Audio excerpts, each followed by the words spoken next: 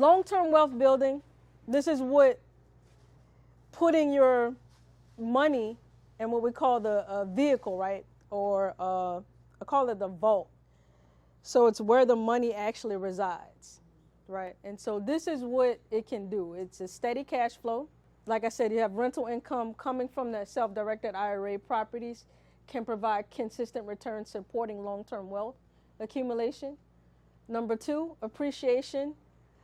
And so real estate often appreciates over time, potentially increasing the overall value of your retirement portfolio.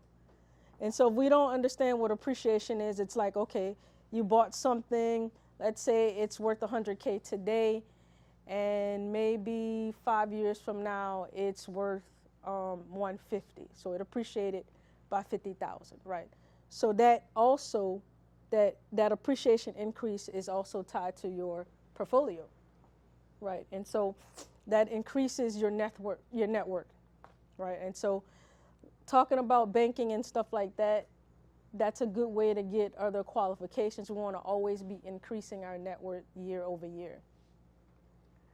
And so it also is a hedge for inflation. It's a hedge for inflation because now we're kind of beating the bank at its own game, right?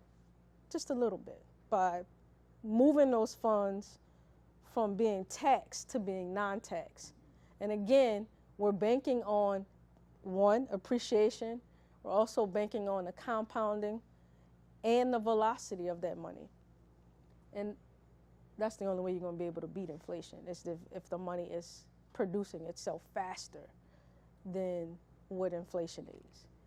And then also legacy planning. Sometimes your retirement accounts, of course, can be passed down to our children, right? And so we want to always making sure, I don't know, some people don't want to leave money behind for their kids. I don't know why, but some people feel that way. I've heard stories like that, and others do. And so we want to always make sure that at least our kids are ahead on doing that, right?